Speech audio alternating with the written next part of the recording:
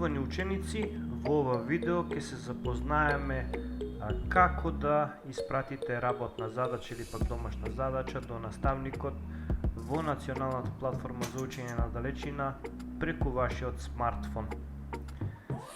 За да се најавите на платформата за учење на далечина преку вашиот смартфон постојат два начина. Првиот начин е со употреба на пребарувач, односно можете Google Chrome, Mozilla, Firefox и така натаму. Еве ќе отвориме еден пребарувач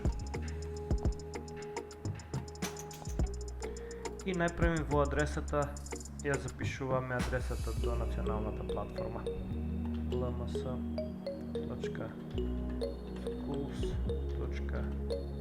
Кликаме Enter и ќе ни се отвори првата страница каде што ќе го внесеме нашето корисничко име кое што го добивме од нашето училиште.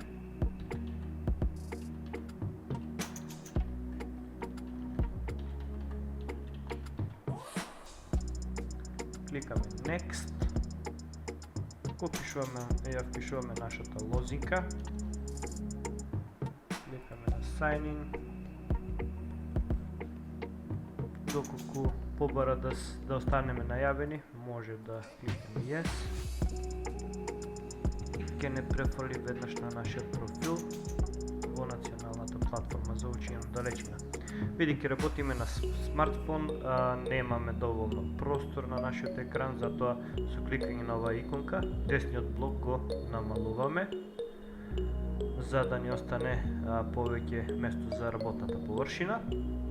Ќе ни се отвори нашата прва страница и можеме да разгледаме кои ни се нашите следни ивенти. Најпрво што треба да направиме е да го промениме јазикот со кликање на ова планетка тука, овој глобус и кликаме на македонски.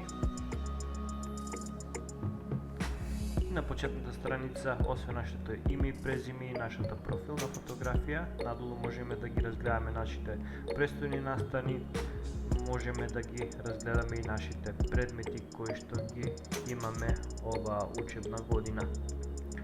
На левата страна ќе забележите се наоѓа нашето мени. Со кликање врз него да се вратите на вашата почетна страница или пак на календарот со настани. За да ги пронајдеме нашите предмети кои што ги изучуваме оваа година, одиме скроламе најдолу, го пронаоѓаме предметот каде што сакаме да ја испратиме домашната задача или пак работната задача. Кликаме на предметот и ќе не внесе во самиот предмет. Ја пронаоѓаме задачата, работната задача. Скроламе, еве втор час, трет, четврти час и гледаме пишува работна задача за тој четврти час. Кликаме врз неја. Значи рековме, ќе забележиме дека не сме испратени ниту еднаш. Еве во статусот без обид, не е оценет од нашиот наставник и ќе забележиме кога ни е крајниот рок на испраќање и за колку денови, колку часови.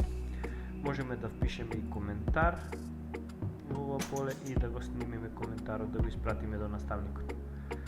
За да испратите фотографија, документ или пак некој текст, како домашна задача или како работна задача, кликаме на копчето додади поднесување и ќе ни се отворат две можности каде што во првото поле, доколку дозволува наставникот, ќе имате можност да внесете некој текст. Во второто поле имате можност да внесете некој файл. Доколку сте еве во нашиот случај, цртежот доколку сте го аплодирали на друго место и сакате преку друг сервис да испратите линк, копирате линкот и го испраќате тука. Доколку сакате, можете да ја прикачите вашата фотографија со кликање на оваа иконка прва.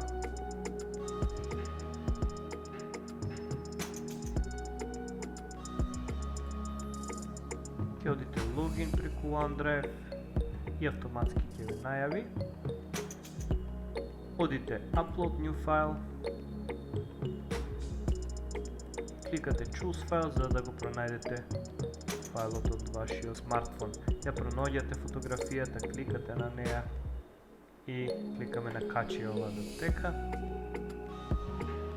Откако ќе се прикачи, ќе забележиме долу дека е прикачена фотографијата од вашиот цртеж, кликаме на зачувај промени. Во зависност од нашиот интернет, можеби ќе почекаме малку. И доколку наставникот наместил во поставките веднаш да се испраќа, гледаме дека пишува во статус доставено за оценување. Во статусот на оценување пишува неоценето и тука можете да си проверувате дали наставникот ќе го оцени во тој период.